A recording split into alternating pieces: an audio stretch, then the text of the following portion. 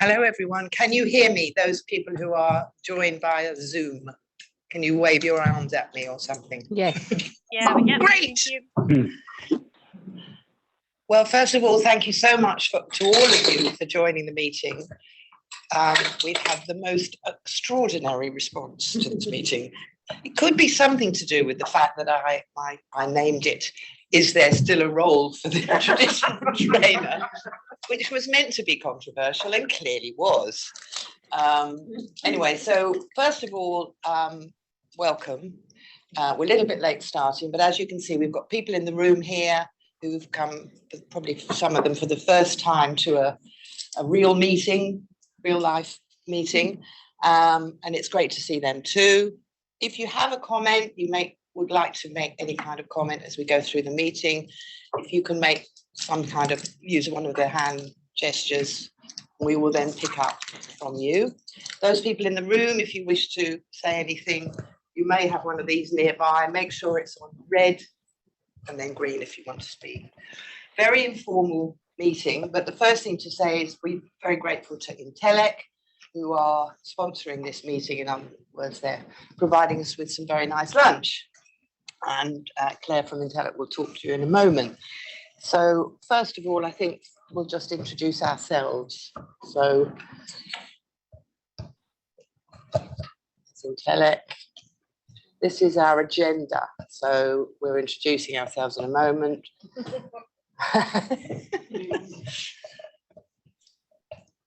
Okay. Hi everyone, I am Laura O'Hara. I am the ITLA Europe coordinator. So I work with Annette and Joanne, who are the chairs of this special interest group meeting.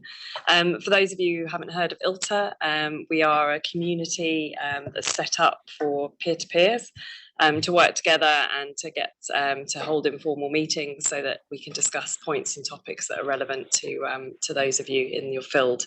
We have a number of special interest groups, and obviously this is the education and training group for us. So thank you to obviously LTC4 with Joe and teaming up with DEG as well, Claire and Angela, so that we can have a full meeting together.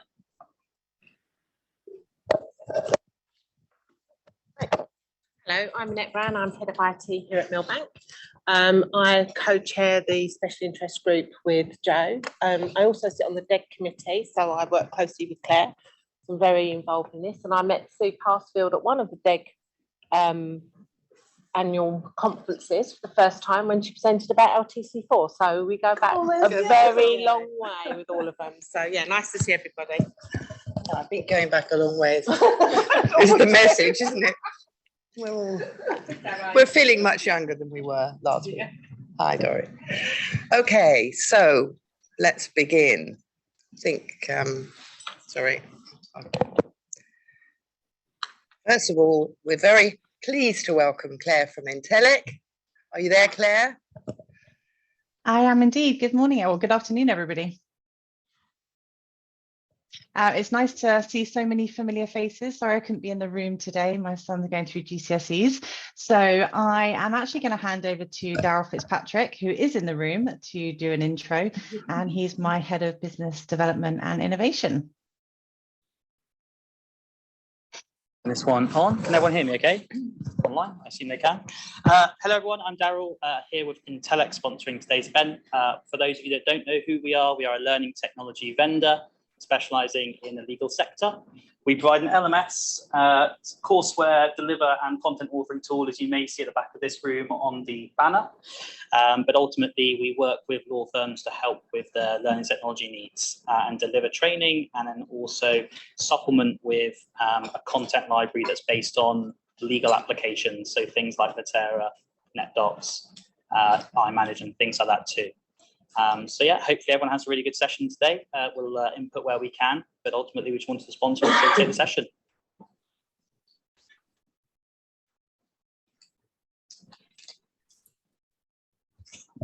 Now, I'm sure a lot of you know about LTC4, but I'll just give you a brief outline of where we're at, really.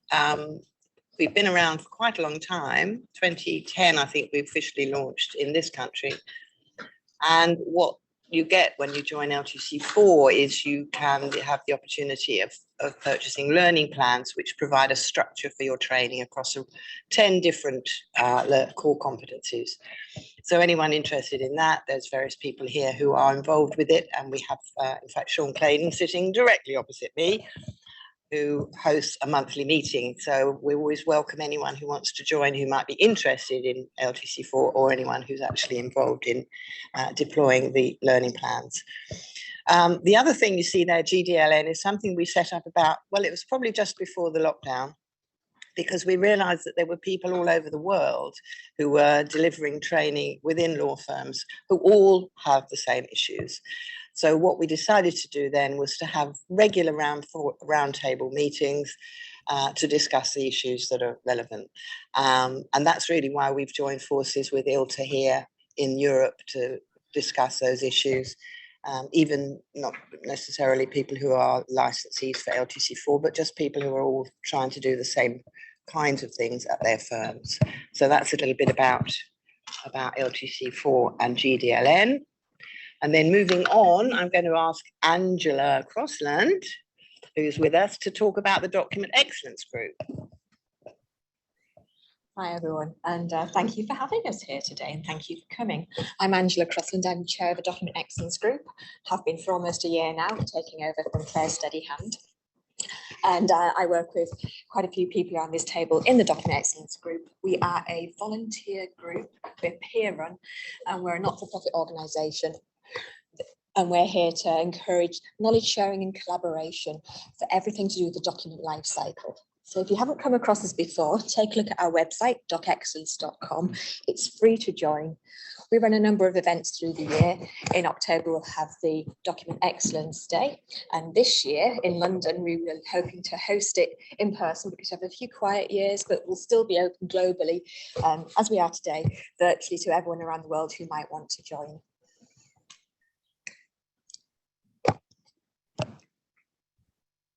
Okay, now this is really where we open the discussion to you.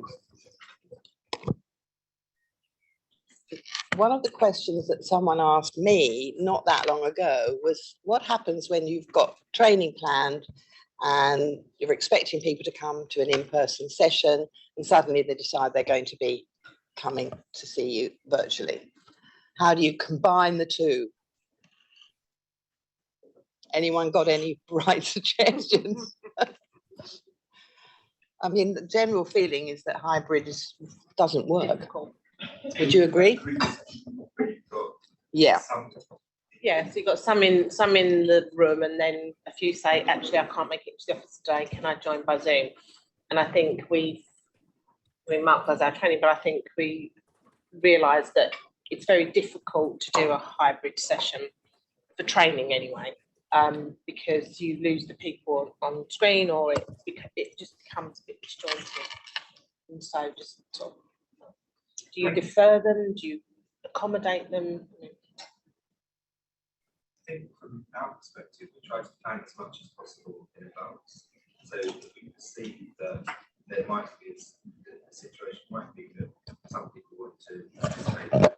I think we leave the microphone. Sorry. Sorry.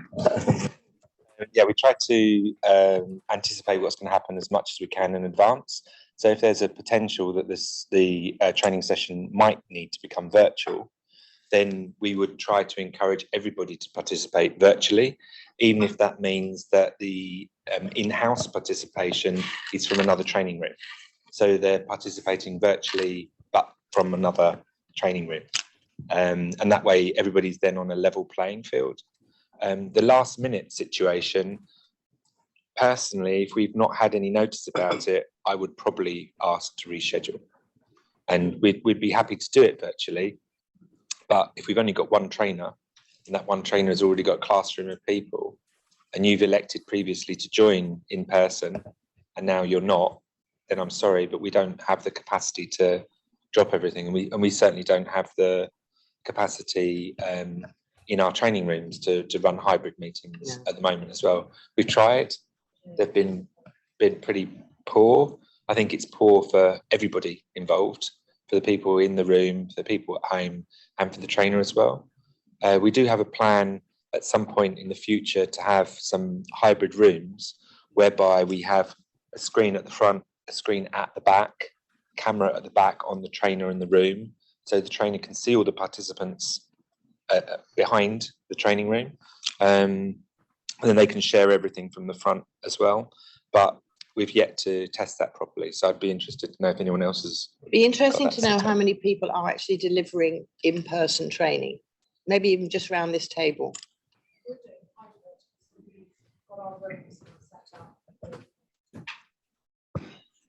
Okay. So we've upgraded our training rooms to be hybrid setup now. So we've got Crestron units which have, Sean, as you were saying, kind of a screen, got a large screen at the front, a large screen at the back where the participants joining remotely are, and then a camera kind of central of the room that then kind of tracks and follows the trainer. It has been a struggle for kind of the reasons that you mentioned. You know, I think as a trainer, if you've got people in the room, you can sometimes forget you've also got people joining online, don't necessarily give them as much attention. And it's just kind of working out the best ways to kind of keep them engaged, making sure that there's plenty of kind of exercises. And we're also currently looking at kind of additional technology that may give us that kind of over the shoulder look. So there's a few that, yeah, we've looked at so far, but yeah, we're still learning. Anyone virtually that's joined us online there? Are you back to doing classroom training, any of you? Not really. You can only see a few of you, obviously, at a time. On the chat, we've got a lot saying that, yeah, they either do virtual or in person. Hybrid. How many do you get, Sean, roughly, if you're doing an in-person event? How many do you have in there? Oh, okay. I think it really depends on what the group is and what we're training. So our classics would be, for example, the trainees coming in each year.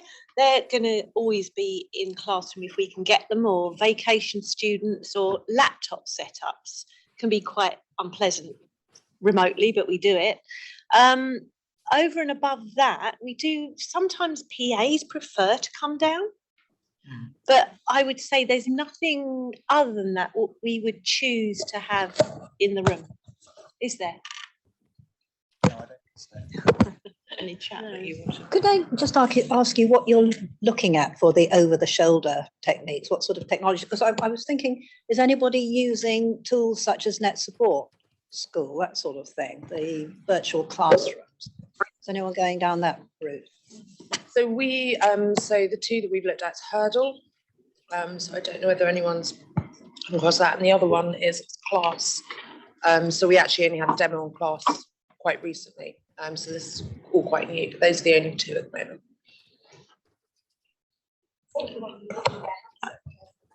Oh, Claire Marshall, do you want to? Hi, everybody. Hi. I tend to, most of my training I do virtually, although I do some in person. I have attempted to do hybrid training, but I've found it quite difficult in the sense that it's hard to keep the remote attendees engaged because you're naturally more focused on the people in the room with you. And I don't think it's as good an experience for the people attending virtually as it would be if it was just solely virtually.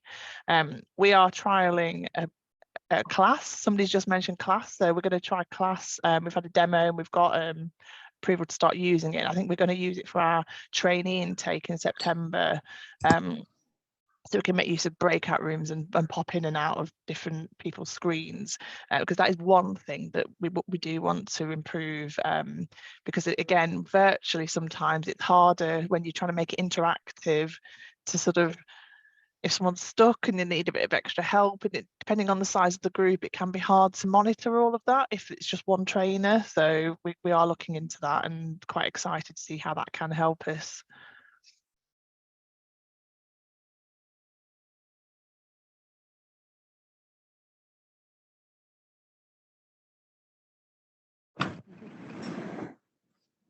Okay, anyone else talk about their experience there? So mine is a bit like Sean's. So if it's new people in London, then I will do that face to face. But I could have people in Dubai or Asia all at the same time. So I'm quite used to someone being in London and someone being via Zoom. And so what I do is in the training room, we have all cameras. So everyone goes on the Zoom, like Sean. So we're all kind of virtual, albeit some are actually in the classroom. And then what I tend to do is I just get different people to jump onto my screen. So everybody gets to do something interactive. So that's how but it's never large amounts of people unless it's trainee solicitor intake. It's normally between 1 and 6 people for me. That's really interesting about being able to deliver globally from one location. It's a real advantage of being virtual. And on that theme, there's a couple of people in the chat saying, Jay Walker, only done one instance of in-class training, but being virtual and create our own in-house curated e-learning is working for us. Jane's also saying that inductions for them are face-to-face, but the other training is a mix of online and in-person. So, yeah.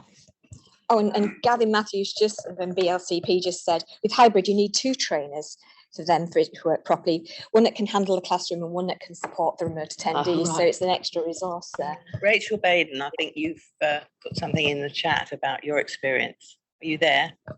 I am, yeah. I'm like Claire from Intellec. I've got to stay home because my daughter's doing her GCSEs. So unfortunately, I can't be there today. I was hoping to be in the room with everyone. Yeah, we're doing virtual training 100%, and we started our virtual training back in 2013 purely to be able to deliver training globally. The only thing, like I've seen in the chat, our trainee intake that we have each year, we do that face-to-face because they're all in one location. So we've continued to do that. And I heard people mention about the summer VAC, and we do a very, very small presentation, but we use the MTR, which is the Teams with the video conferencing. And the trainers don't even have to go into the office unless they want to, but that works quite well. Now, I think most people that have known me over the years, we use the Cisco WebEx training with the hands-on labs. I know it gets a good eye roll as the training, the WebEx training, but it's the hands-on labs that have been key for us because they're just training computers that people connect to do hands-on practical. One question I did want to ask the group, which I've made a note to look at, and I don't know if anybody has, is within Teams, there's Azure Labs, and they're a way of having sort of training computers. I'm going to investigate that, but I don't know if anybody else has looked at Azure Labs at all in Teams. We're desperate, Rachel, to use this because we used to use Skype, and with Skype you could have multiple screens on at once, and we found moving to Microsoft Teams that functionality has disappeared. So the prospect of Azure Labs is quite exciting, but we haven't used it yet. Thanks, Brenda. Anyone else tried that? Mancha, did you have something to say? Sorry, Amanda? mid sandwich. Yeah, I was going to go back to having trainers in the room and so on. What we tend to do with our inductions, the first couple of days is face-to-face. So like we've all said, that is quite important, but then it becomes online or hybrid. But what we tend to do with the trainees and everything else, they go into a room where they all sit around with their machines, but we take the trainer out of that environment. So the trainer's working remotely, and that way, if you've got more than one room, it doesn't matter because they're all. So rather than kind of figuring out how to deal with those online and those in the room, if you take the trainer out of the environment completely, then everyone is looking at a screen, but they all still have their devices so they can actually follow and go through any exercises that they need to. We find that a lot, yeah, and that's part of the reason why we put them all in a room together, is that they do interact quite a lot together, and we can still interact with them without actually being there, and that covers if you've got 2 different rooms. That actually doesn't matter because they're all getting the same messaging and not having to worry about them. It's your skill as a trainer to manage that Exactly. interaction as well. Well, you have to manage it whether you're in the class or whether you're remotely. So it's the same thing. I think the managing is the key, because we Yeah. tried that and they were interacting too much. I didn't really get a look in, particularly with the trainees who've been together for some time and they're all. Yeah. Hello. So we Like actually a thought, social we occasion. won't do that again, but maybe we should try it. That sort of leads on to the next point, which is, can it ever be truly effective, that approach? And that's something, I mean, we've pretty much covered it, haven't we?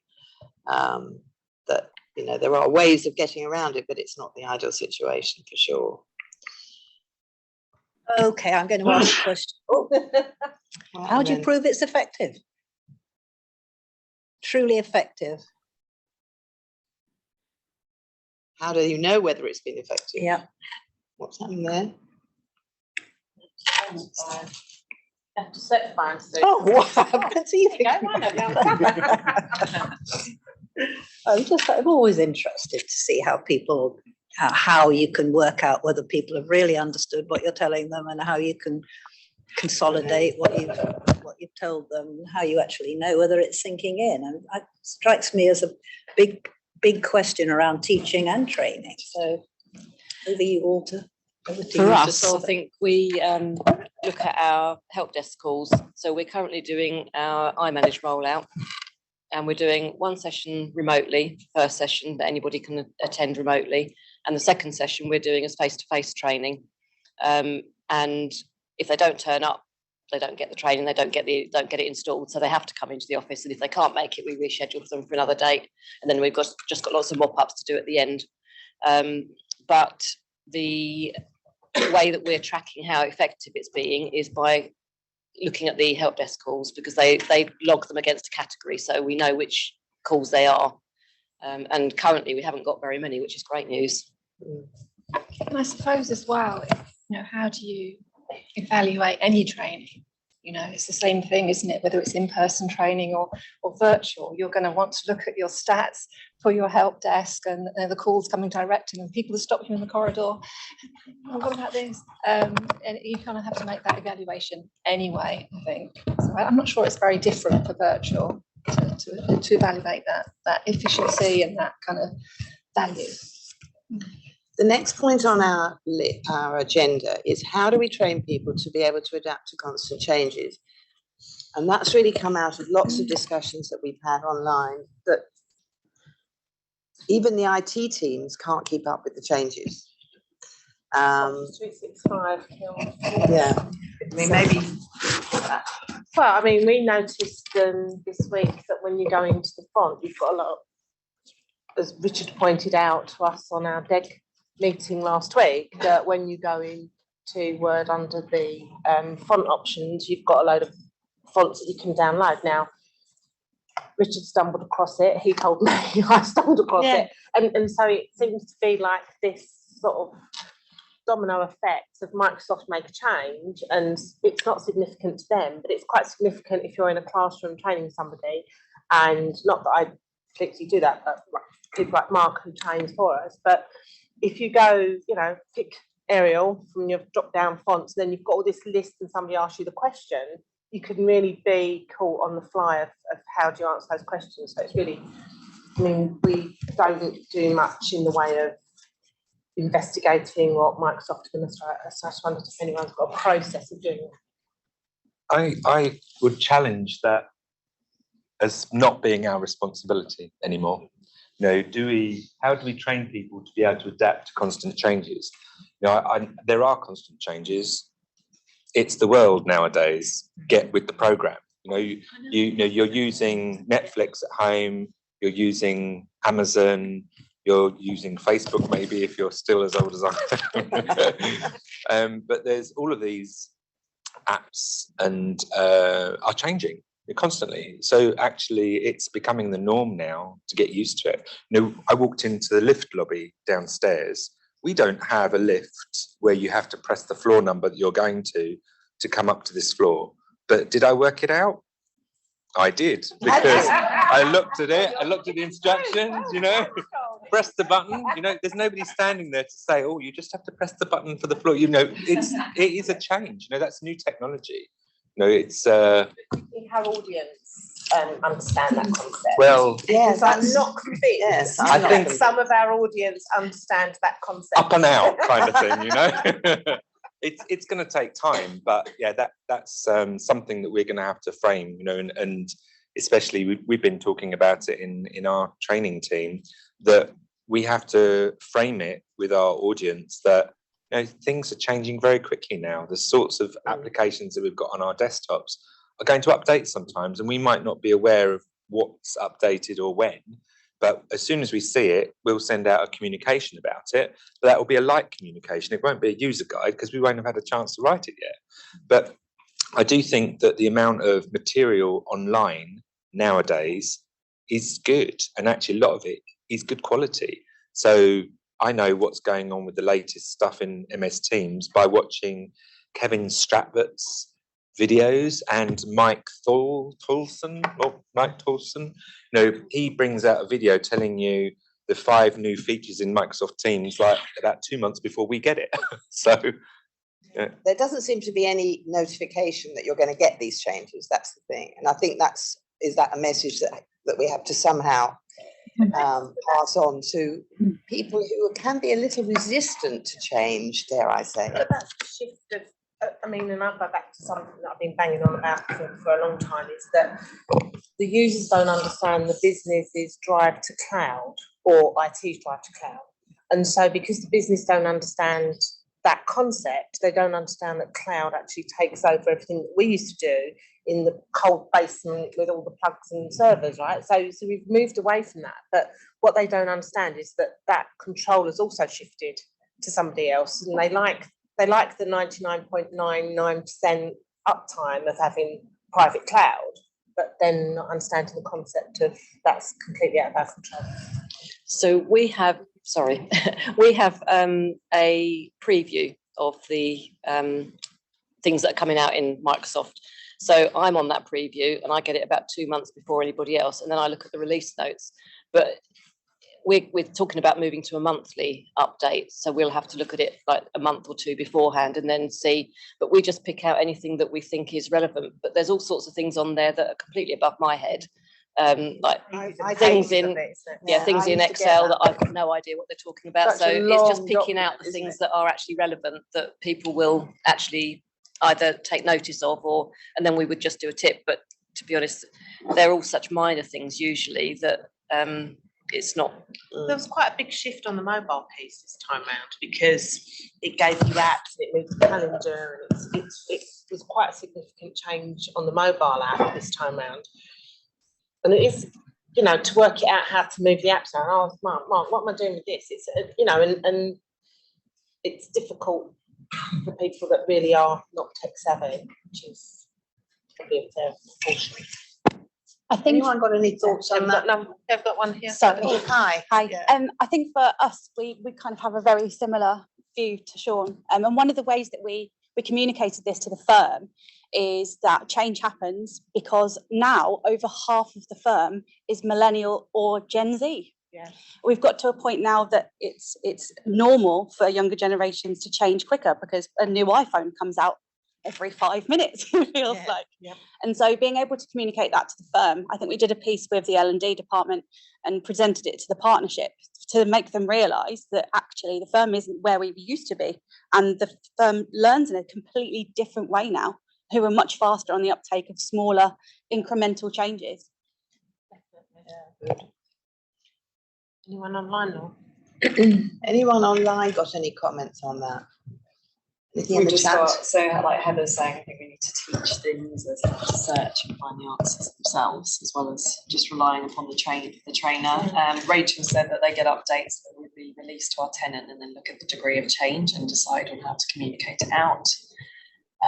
Fiona's saying they've got a roadmap, the Microsoft roadmap that they look at to see what's coming up and what's coming out. And then, Terry's actually said, I think there's so much self-tuition on apps generally that within business, in-house training is vital to ensure people work in the way the business requires and not to waste time. It's also a good opportunity for the student to share with the trainer if they found an alternative or speedier approach. That's kind of like this. That's kind of like the social learning aspect, isn't it? That if one of your colleagues finds a good trick how to do something, a bit like you were saying about the fonts, that I think that there are moves to make that more more automated. So Laura sees a really cool feature on Teams, pops it in a chat that then gets shared with the rest of her team, who then shares it with another team. And that's okay, but from a training perspective, we need to make sure that that's correct information and it is something that is allowable at the firm. And I think that that comes from having proper curation of that kind of social learning. And the same way that I'm talking about Kevin Stratford and Mike Tolson and their YouTube videos, I think that a lot of those are potentially useful to share amongst our learners at A&O. We've not got to that point yet where we're sharing external YouTube videos, but I think as long as it's curated properly and presented in the right way, so like Mike shows you 9 different things, we're using numbers 1 to 7, but numbers 8 and 9 are not relevant for the firm at the moment. We're not using the what's it called, the AI. Oh, is it called Harvey or? No, we're Henry using or- Harvey, but with Teams, there's the new AI graphic, isn't there? The Co-pilot. No, it was actually where you can get your own avatar. That's the word I'm looking for. Thank you. Yes, you can get your own avatar. We're not using those. We've decided that they're not professional enough, so they won't be switched on. We don't want our lawyers spending 2 hours a day designing their own image. Yeah, I think as long as it's curated, that kind of material could be quite useful, and that's probably not great news for the vendors in the room, but it's a potential way of things moving in the future. It goes against most of the things we've been teaching them over the last 20 years. I mean, we've been don't do this, don't do that. Now we're saying go out, fill your boots, Google it. Do what you everyone like. says Dr. Google, don't go to Dr. Google, it's bad, and now we're trying to encourage it. I think it's very difficult. I think it's very difficult. How do you stop your users from using Google? And You don't. Well, I mean, you don't. But we've tried to say, don't try stuff in our environment, or don't click on this, don't do that. And yet now we're saying actually it's quite open season, and you can do a lot more than you ever could. And I think getting the communication around a balance is key to this. And like you're saying, if you've already communicated that to the firm, I think that's quite important. To your point, how can we stop the YouTube? You don't share YouTube videos. We don't formally share them. Yeah, but if you know they're going to go out and find those resources anyway, surely it's better to kind of not curate, but kind of say these are maybe not the gospel, but you can at least follow them a little bit, or we know there to be good resources. Is that something you do, or? It isn't at the moment, but I personally feel like it's something that we should or could do in the future, because I don't think you're not going to stop people from looking at these things. I mean, if we put our hands up, we can probably all say that we've used Google to look up some picture or work out how to do something in Excel or PowerPoint or something. You watch YouTube and learn how to change your washer on your tap or fix your washing machine or whatever. So I think that people are naturally, especially the younger generation, they're going to be using those tools anyway. And I think that you can't stop them, but yeah, the proper curation of these are the set of things you might want to look at until we've got our own materials ready. I think that could potentially be the way that we get around some of this instant change. And I think people are always going to find their own ways of doing things. No matter when you're in training, you get told one way to do it. You get back to your desk and you might have your own shortcuts, or you might have forgotten what you don't remember everything you were told. And that's just going to be happening so much more going forward. But people find their own ways, because technology just infiltrates every aspect of our lives now. You can't police it, can you? Do you find people are generally adaptable in that way? I mean, I've heard at least one trainer say to me, they're quite happy to have a new mobile phone and work out how to use it. But if you upload a new version of Word and something looks different, they ring you up and say, well, how do I do this? And what's that for? So it's really teaching people to have that ability to adapt to change which is quite a difficult role for a trainer. I mean, is there still a role for a traditional trainer? Is the next point on our list here. Traditional being. I was just going to sort of add onto that. Really, it's all down to expectation, isn't it? They know if they're sitting at home that they've got to work it out. But if they know that we're at the end of the phone or a call in the office, and I think that culture change and taking responsibility for your own learning and sussing things out is a big change, and a lot of people just don't do it. I think where role can be a lot more on guidance on an advisory or consultative way, keeping in line with the way your firm should be working, but actually sort it out and find it out yourselves. Yeah, there's more of a coaching role. So how are LTC4 managing this changing process? Because it's I know it's workflow based, but how are they managing that process when there's a constant change?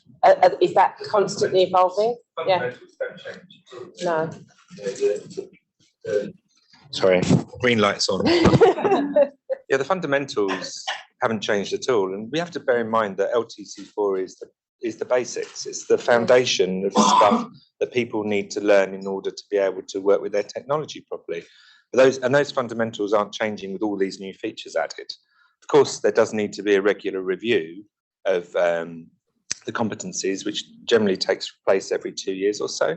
But we're finding that the basics are still the same. You know, you're talking about your time recording.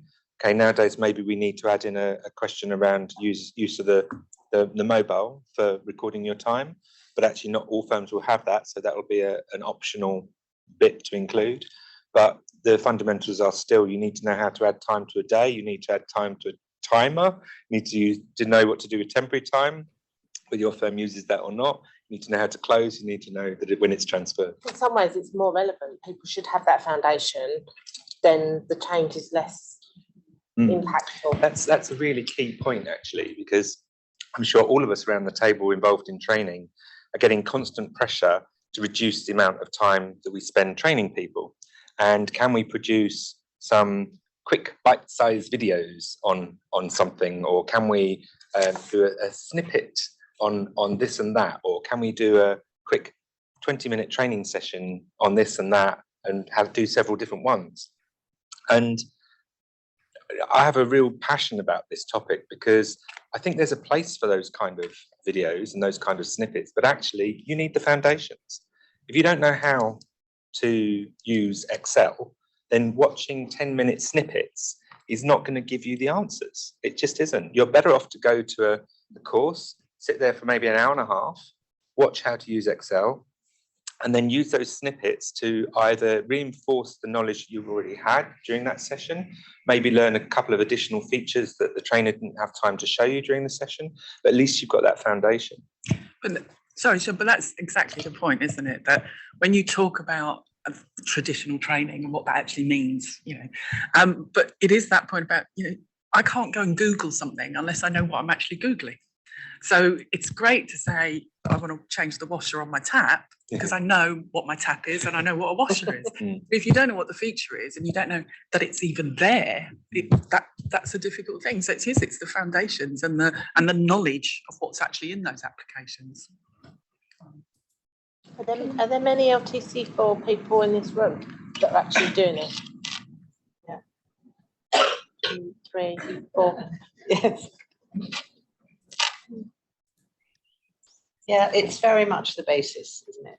The skills are all workflow based, doesn't matter what software you've got. So really, if you can get people to have that level of skill, that basic level of skill in the things that they do day to day, then really it does take away some of the heartache, doesn't it?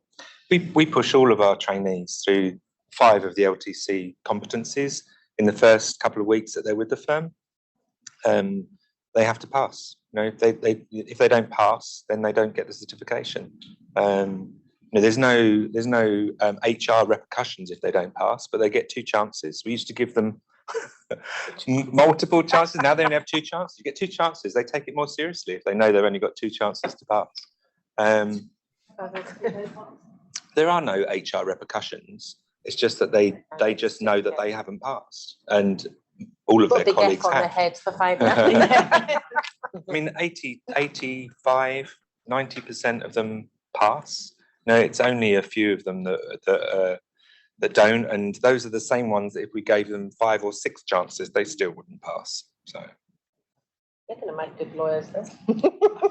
yeah, they're getting out of things. Free legal advice. Yeah.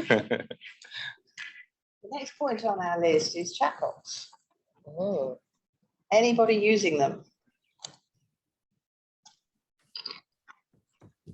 Interesting. Sorry. Well, yeah, I don't know whether to say anything or not really. You've got one. Yeah, we've got one. We've had one for a while. It sits within Teams, and it's actually really relevant to all of this discussion because it was designed to try to help fill the gap where informal learning has gone away because of the remote learning. So what we discovered, particularly going into the pandemic, was that a lot of the learning that took place when you're sitting next to someone and you ask a question, a simple question that you need an answer to, learning in the flow of work type stuff, it's not that easy to be able to do that remotely. You're ending up sending a Teams message to someone who may or may not be available, trying to get answers to help. So we put a chatbot within Teams to help us to have that almost like trying to use Google, but within a controlled way. So to your point about curation, we tried to create a chatbot that's curating the content. So they are getting the same experience in that they're putting something in a search and getting back the result, but they're getting back the result that we want them to get, not the wild result that may come back. And it's very similar to the whole AI debate, isn't it? Where are lawyers allowed to go and use ChatGPT? What they come back with isn't necessarily verified as the right answer. So the chatbot comes back with little answers, guides, videos, learning when you need learning, not as a tool for what we were talking about before, when you don't understand a subject, but just to help you with a point of need issue. So we've got several clients using it. It's more and more interest as chatbots become something that, everybody's suddenly, well, not suddenly, but, ChatGPT has exploded the interest in this type of technology. And I think because it sits within Teams, it's reasonably accessible. So firms do enjoy using it. Tried to use it. I think a couple of years ago when we worked with yourselves, we looked at it, but it's interesting that there's more interest now because back then we didn't feel that actually the organisation was ready for it. You're so right, Ian. That's the number one feedback, particularly previously, was we don't feel like the lawyers in particular are going to use it. And I'd be really interested to know from the room if people think that that's changing or if. Yeah, I mean, we asked the IT team to look at ChatGPT and see what was in it for us. And we proceeded with caution. I mean, our risk have said no, but now they've had a taste of that kind of whole chatbot experience. I think the mindset of the users has changed slightly because they realise actually they can get something significant back from asking a question from an intelligent source. So that may change the view on what we do. I mean, we've certainly looked at it in the past, as you know, and we may be looking at it again because that whole mindset's changed. Sorry, you've got your hand up. Sorry, can I ask you a question? How long does it take you to put together the info that you need for the various applications? Because that's always, there's so many applications. Oh, right. Okay. So we started about 3 or 4 years ago. So we're at a point now where we have the content. And it's just a case of, we've got the same headache as everyone else has, that constant updating. And, Microsoft don't help us in any way, shape or form, but we have a team dedicated to making sure it's up to date. So we kind of try to take the headache out of that. But if you're starting from blank with a chatbot, if you're going to curate the content yourself, it takes a really long time. And we have a lot of firms who came to us and said, we tried to do this ourselves and it's too hard. Like it's just a real How do you challenge. manage for all the various different applications? That's what I'm always curious about because it's quite a monster, really. All the NetDocs and the iManage and the Litera and Yeah, we just have a team of people who are looking at it. So that's the only way that we can seek to monitor the updates and make the changes as needed. It's not a small undertaking. Did you say Claire had a hand up? Yeah, Claire. Hello. To those of you who are using chatbots, I'd just be interested to know.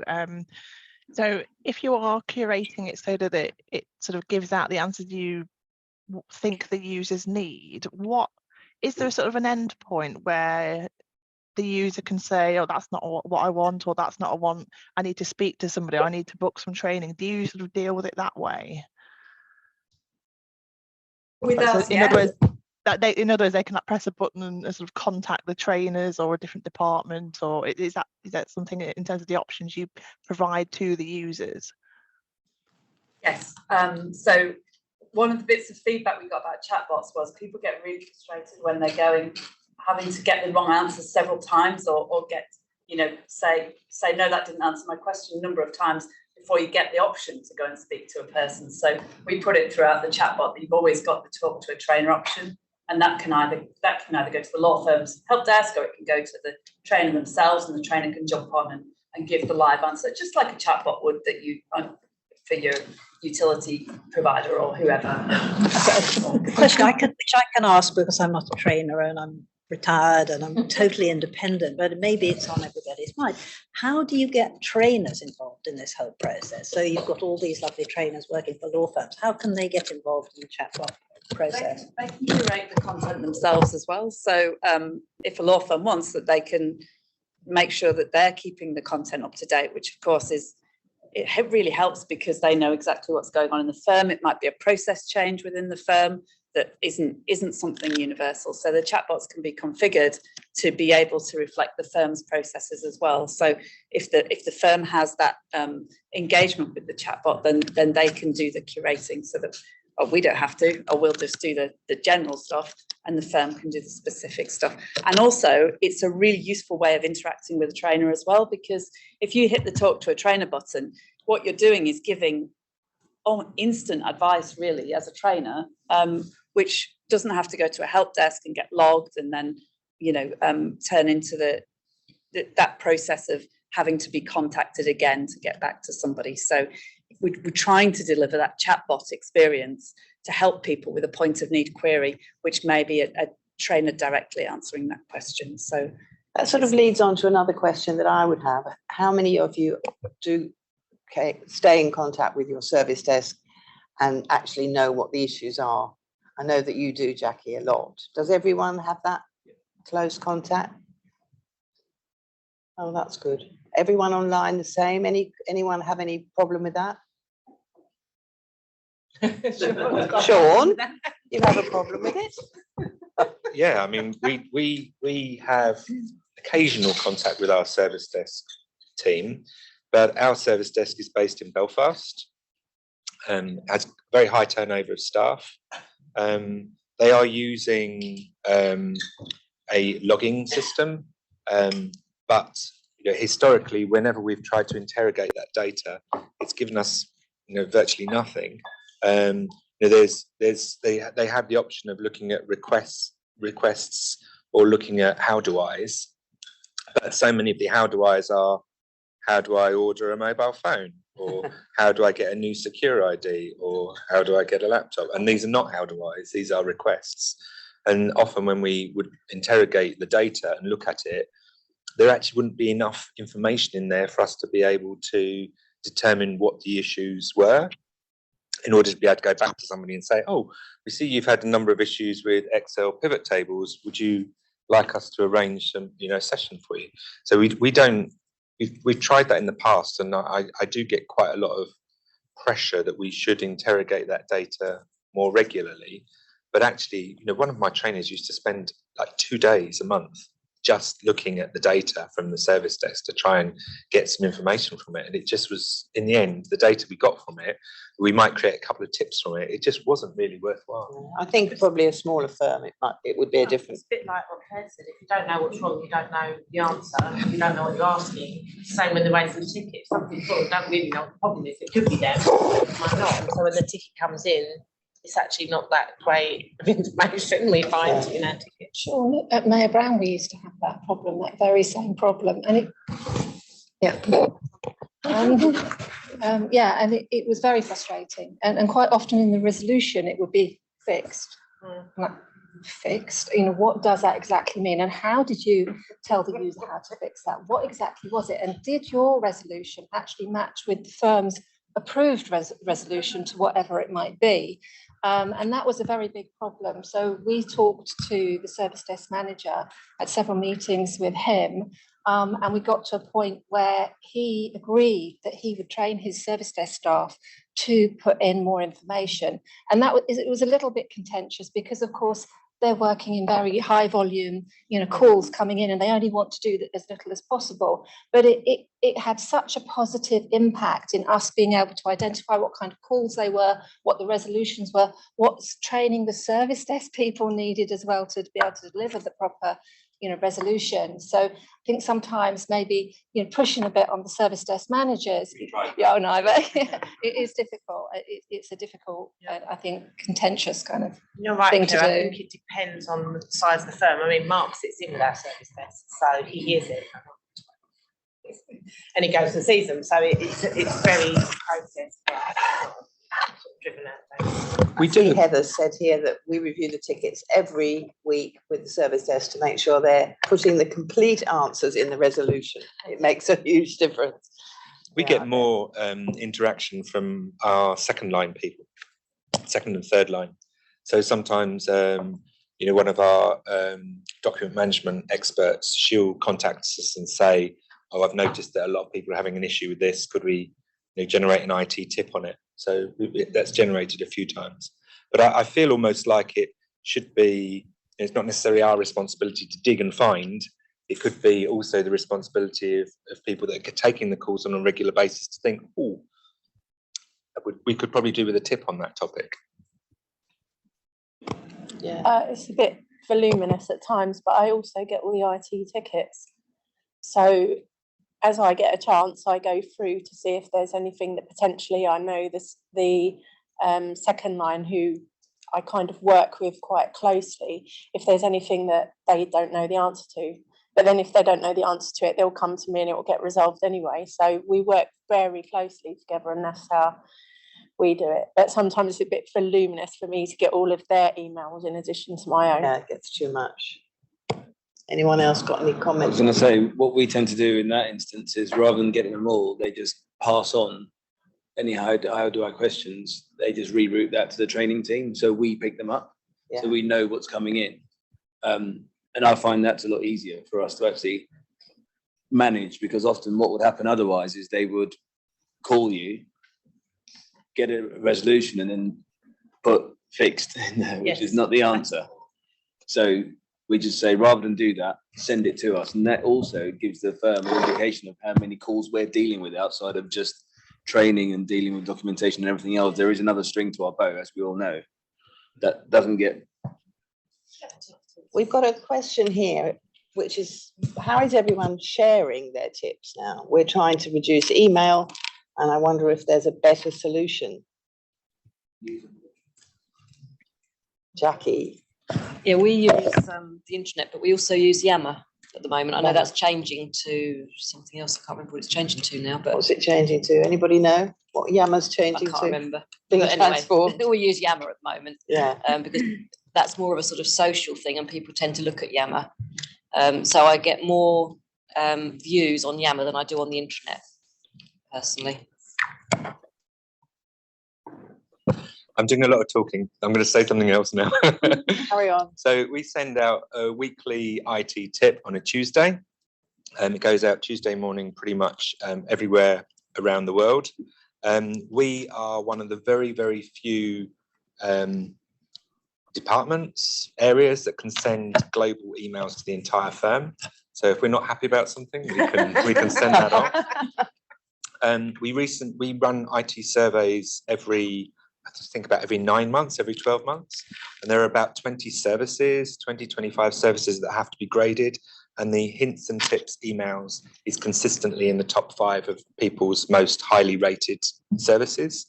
And the last survey we did, it came out at number 3.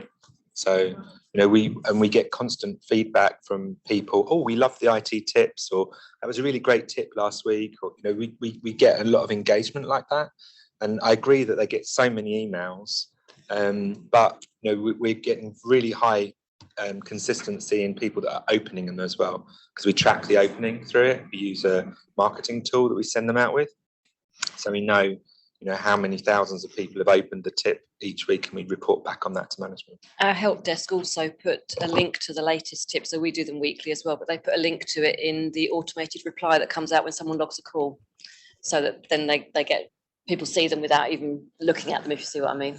So the IT help desk go and look at the last tip that we've put out, and they link it on a Monday. Brendan, you've put something in the chat that you use support works. Do you want to explain a bit about how that works? Sure. I wanted to get some clean data as to who's phoning up our IT service desk to find out what kind of training requests we're getting. So we added all the trainers to support works. We've got our own profile. And I've sat with every single analyst in the past and said, look, when it's a training request, make sure you send it to us so that we can then contact the user and close the call down. Anything that's an incident or not a service request, we then pass back to IT service desk to triage correctly.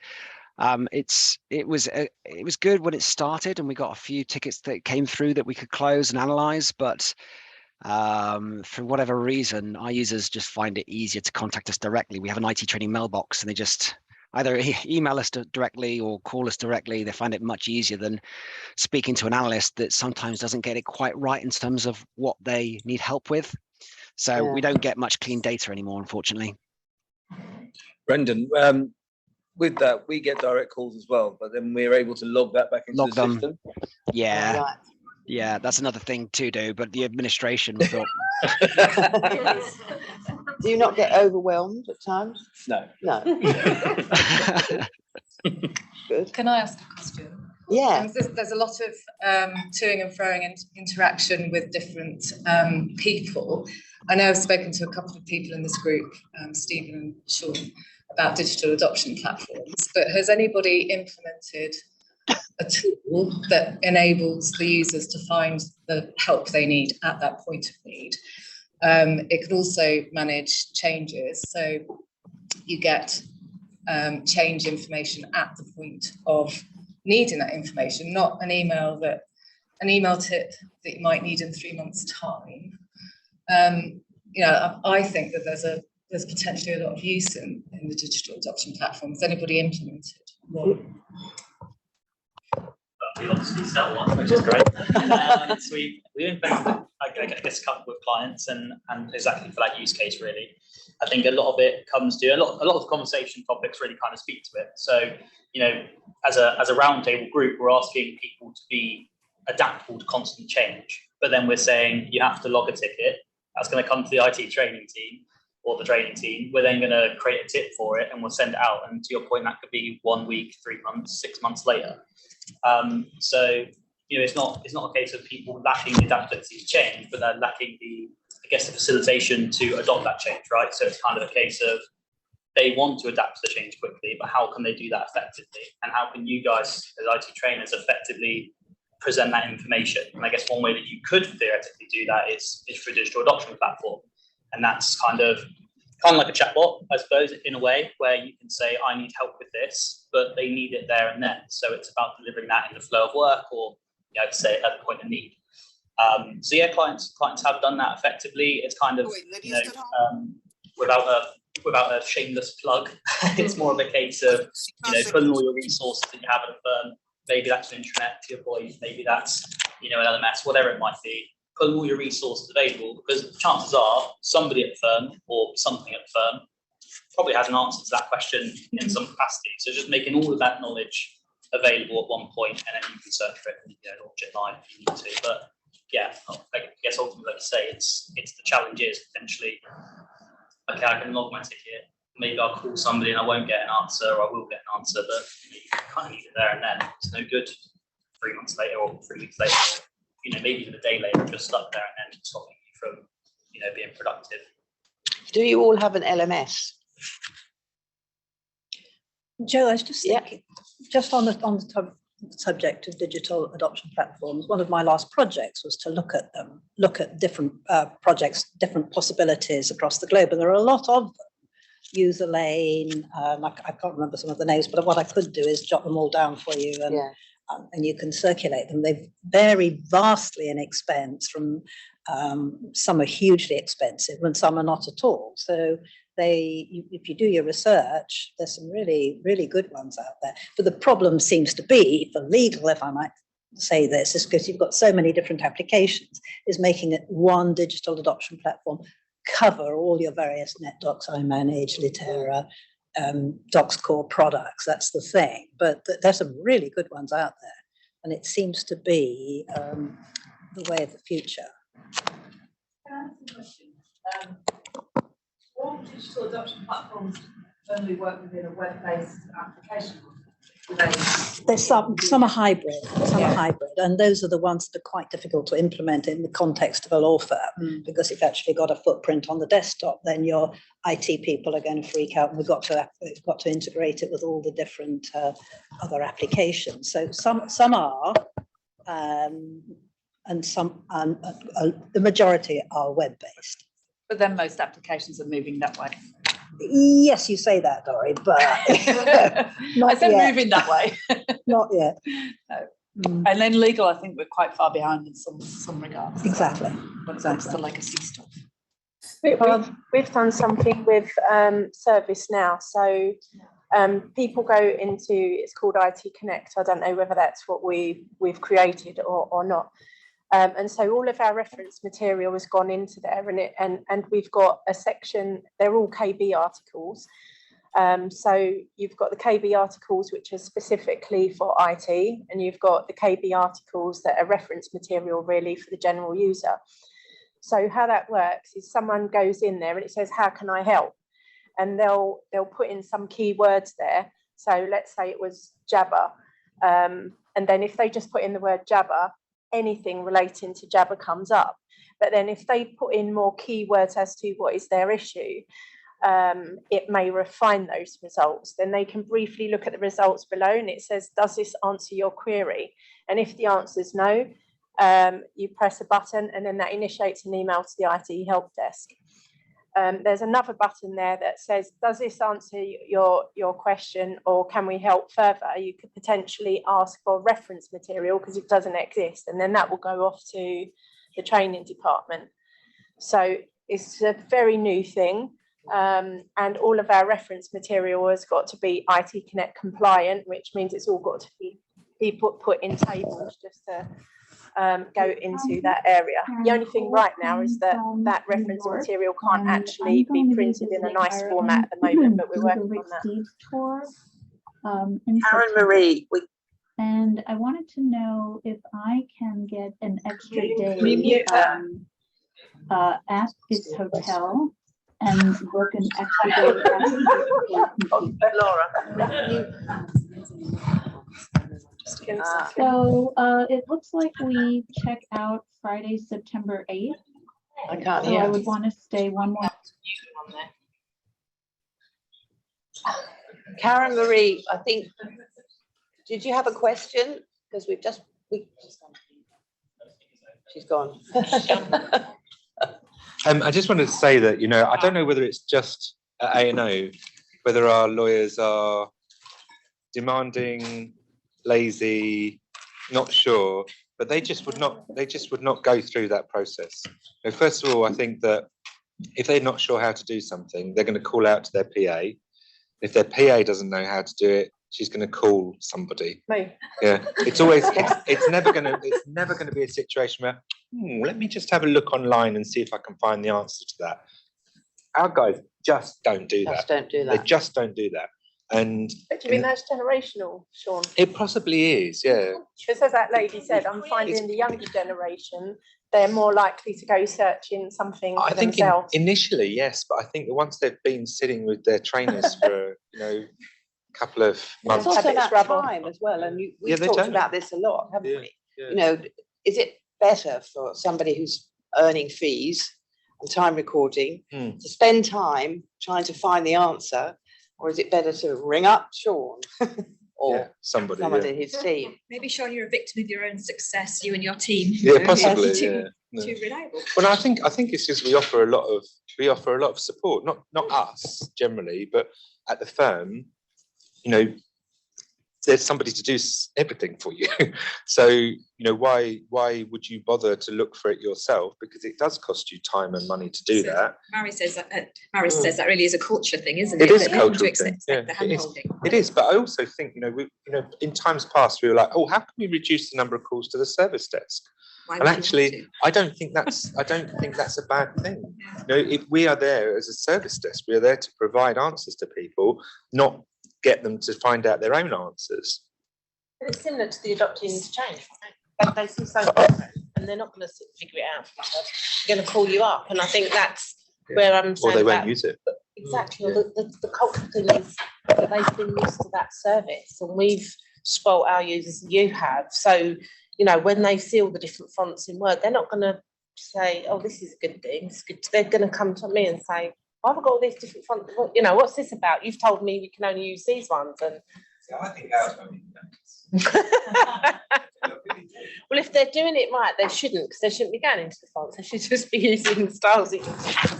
I can remember sitting with a partner once to talk about something else, and she said, "Oh, I just need to send an email," and she went into Outlook and clicked on the to button to address her email, and then she searched for each individual person that she wanted to send that email to.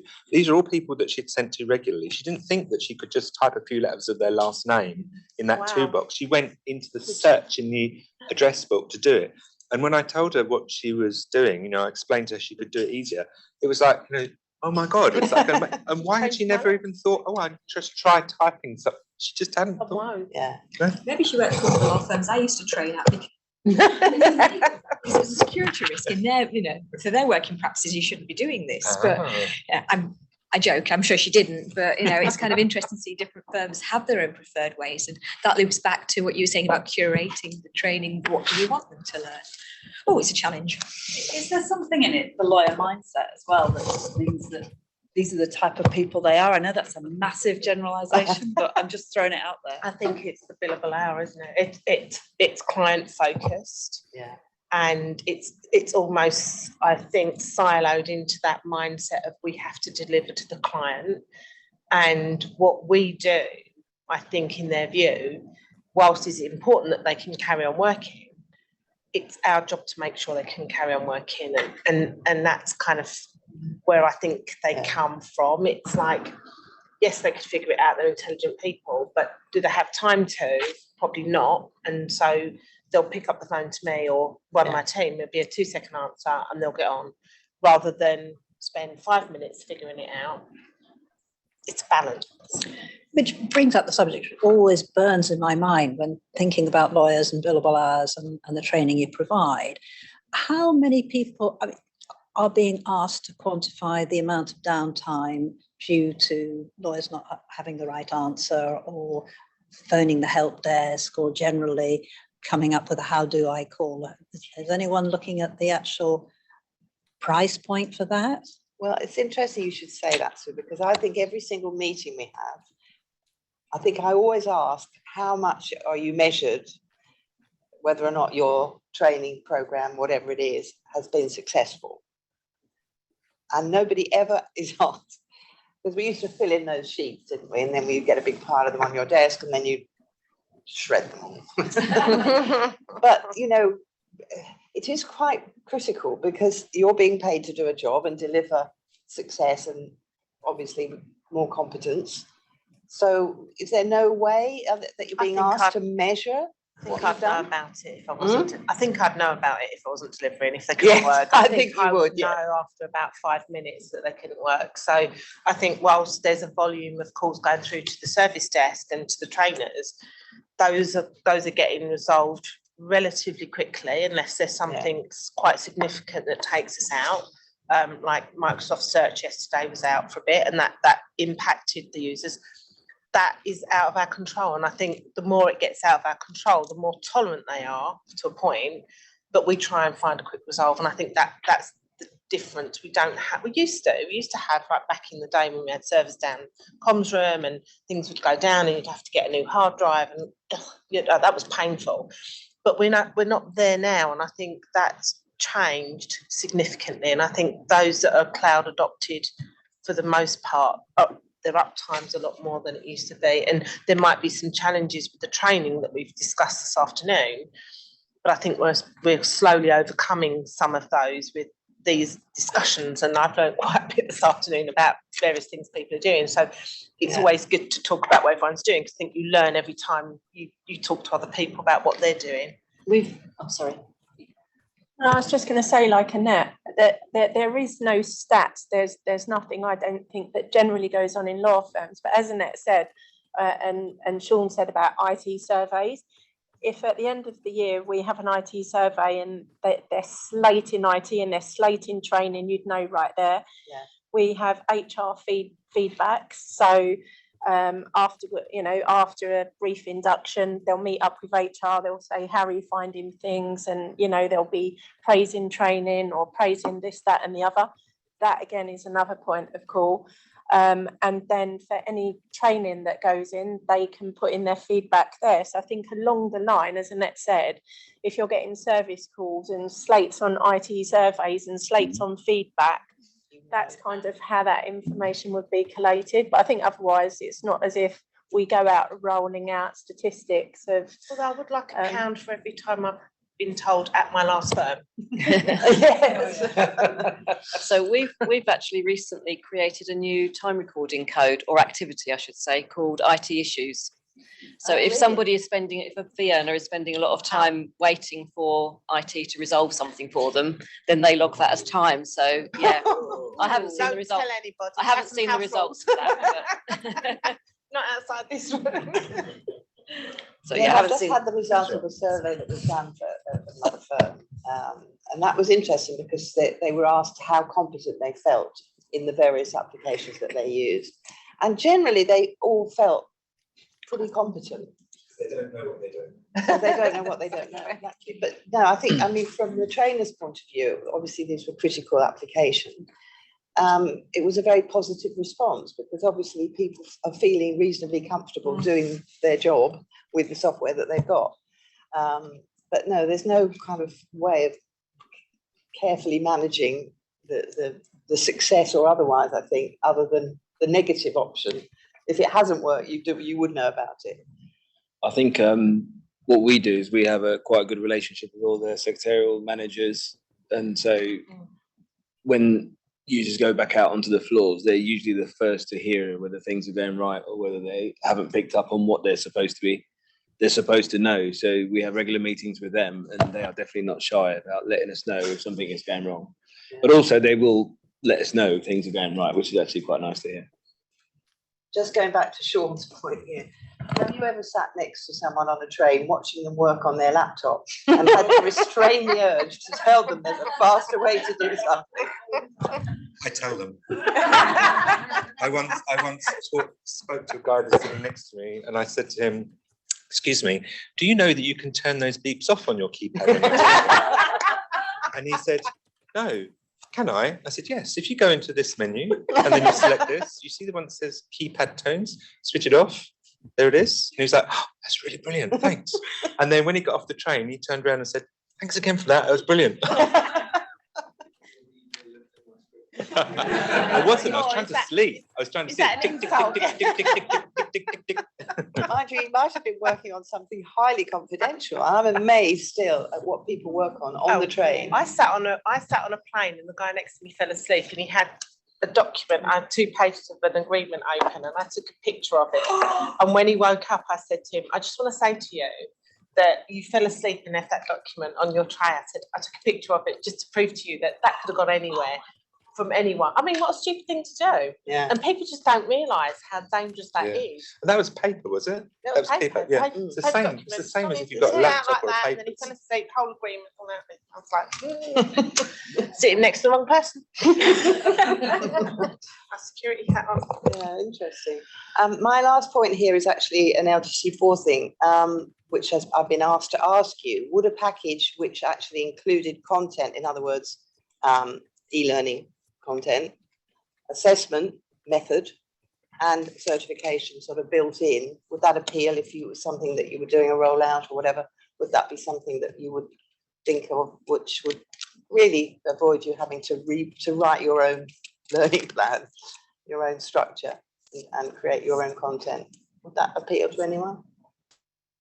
It goes back to Sean's point about the basics. If you've got a core in anything, then yeah, possibly if it's a core package, then yeah, possibly. Heather's saying yes, but might not have the budget for it. Yes, that's an interesting one too, on budget. Do you Budgets, have don't talk about budgets, all of you? Yeah. You've got a budget, I know, because we've talked about it. Do you have a budget? No. Who do you go to then for if you want? So supposing you want to spend money on a digital learning platform, how do you get approval for that? So our budget cycles were every 6 months. They've now moved to once a year, which makes it harder. But ultimately, I would put together what I would want included in that budget for customer services. So we sit within customer services kind of umbrella. So I would take that to my line manager, who then add that into kind of the overall customer services. And if there was a business case, what have you, behind particularly bits of technology, that would also be put forward. And then ultimately it's out of my hands. And I get advised as to whether something has been agreed or not. How do you plan for that so far ahead if it's, because I mean obviously I have budgets because I have different areas that I approve, but from a training perspective it's very difficult, I would think, to keep ahead of that. It is, especially as technology is changing so fast. Yeah. You know, what might work now in 12 months' time, you know, there's potentially going to be something brand new which we missed the boat for because we get this budget. I've always been a huge believer, and I probably do bang on about this an awful lot, but in terms of trying to quantify the downtime through people not being trained, or the 7 minutes they're spending not being able to bill because they've got a problem. And I always think that this is a great way of helping you establish a training budget if you can, to some extent, work out what it's costing the firm. This may be a bit Pollyanna of me to some extent, but I remember about 8 years ago, I was party to a presentation that had been done at a very large law firm and had been done by a consultancy, and it actually quantified how much was being lost in lawyer time not knowing what to do. And it was a huge amount. It was in the millions of dollars. So I've always thought, is there any way that trainers can actually quantify or get some information about the actual dollars or pounds, shillings and pence that are being wasted? That though, other than having an IT issues in the, because if someone's sitting in an office and they're working on a document and they've taken 40 minutes instead of half an hour because they've struggled with a few word things, other than what it would show on the time that they'd spent billing the client, how would anyone know that that was because they didn't know how to do something in Word? I suppose you have to extrapolate to a certain extent, I mean, and it's there's really generalities. They're not really losing money because the client still gets charged for it. Oh, sure. That's true, though. It's completely true. Well, it might be happening today, but what's going to happen in the future as law firms become more competitive? I just don't. I have been down that road as well, and I did some workings out for how much this partner would have saved in time if she'd known how to address her emails properly. You know, I did a working out how many emails might she send a day, how much time would she save. It was, like you say, a seriously large amount of money. You multiply that by even 25% of the lawyers that might be in the same situation, it was phenomenal. But I actually don't think they really care because they're already making a shed load of money at the same rate, and they're billing it. Yeah. I mean, at the moment they it's are criminal, but It is criminal, I agree. But you know, I've tried speaking to people about it, and they were like, So they spend 15 minutes waiting or trying to figure something out. So they still want client, but if they could do that on mass production, they could do it 4 times in that 15 minutes, they could do it 4 times as much. So not only, okay, yeah, they are still earning some money, but if they could do it all quicker, there's opportunity costs as well, they could potentially earn more. What about write-off time? I mean, there's obviously a record of that somewhere in the system? That's a very hush-hush topic. Yeah, I think. we don't Oh, talk about Yeah, that. they don't We do just want to that. know They about, don't. we don't want to know about what we write No. on. It's No, very. but it is, I mean, it must be hugely relevant to. I tell all you of what, I'd us. be really interested to find out how the IT issues goes in that category. We've had it for a while now, but I Have you? haven't seen the stats on it. I can try and find out. Really interested Yeah. to. Maybe to if feed you'd have off been a that. spying job, nobody's name would be associated with this information. But the amount of time that's written off over a 12-month period, and you wouldn't know that it was necessarily. It's to do with absolutely that fascinating because, skill. again, going back a few years, Joanne, a large law firm told me in a moment of indiscretion how much they were writing off. And it was Scary. scary. Something in the range of 35%. Probably not uncommon though. Yeah. Everybody's now thinking very. Yeah, we're very all quiet, stunned now. very serious. Cool. I'm looking at the chat. Claire, are you still there? Claire Revel from ITLA. I am indeed. She's there. Oh, hi. Hello. Yes. You were talking about what you've been doing with LTC4. Yeah, so as a vendor member, I think the training package is a great idea, but obviously it comes back to what we were saying earlier with the so many different applications and the array of things that law firms are using. It would be obviously as a vendor providing that training, no one or throughout all of our clients doing LTC4, there are so many different applications available, obviously. So creating a training package is obviously going to differ for every team. And then someone else was saying about, Brandon was saying about the changes, and obviously it's always going to be changing as law firms change their DMS or, you know, templates package and things like that. So I think it's possible, but obviously there's just not going to be one package available. It's going to differ per firm.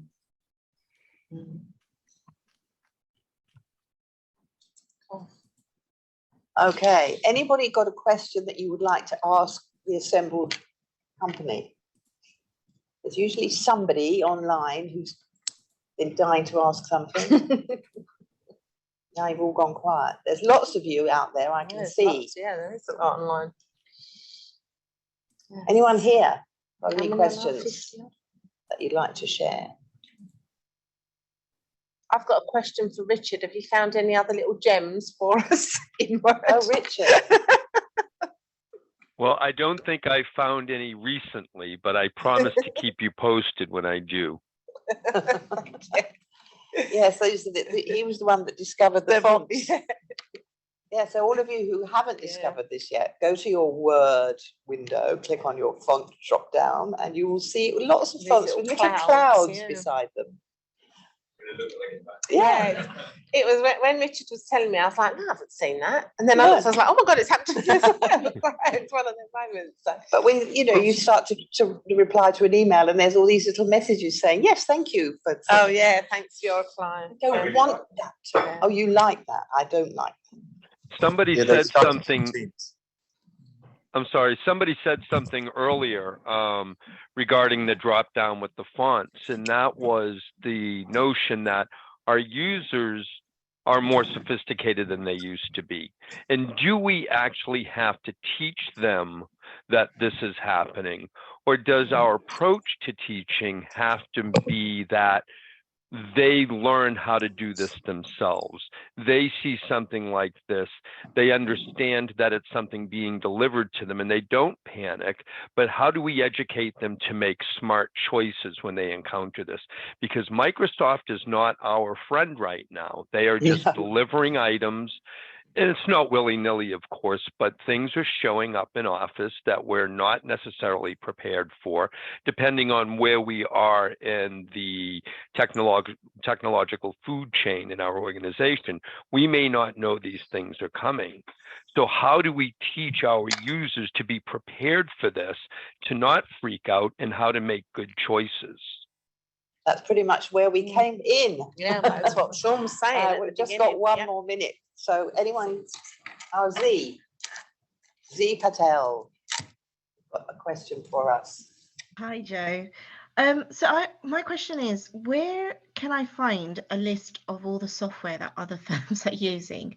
because we are looking for some alternatives as contracts run out, just because of performance issues or new tech that people are looking at.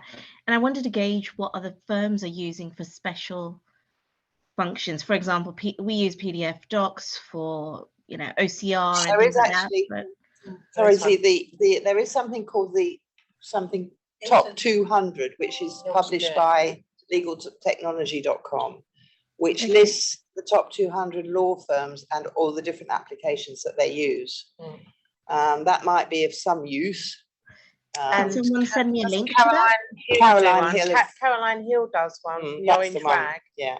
She does a list of the top 200 That's the one, firms. the top 200, yeah, that's Caroline. So that's reasonably useful because that will show you things like learning management, document management system, practice management. Yeah, that will give you a little bit of background. There's also the ILTA Tech survey feedback that does a really great breakdown. You can share that in the chat if you'd like, Z. Yes, please. Okay, Any links great. would be grateful. Thank you. Anyway, I think we've run out of time. So thank you so much for all of you joining us. We'll be in touch about next meeting. Just to reiterate what Angela was saying, there is going to be a Document Excellence Day in October, the 11th of October, those of you who are based here. And we'll send out information about that soon. But if there's anything you would particularly like discussed on that day, that would also be useful. So just stay in touch.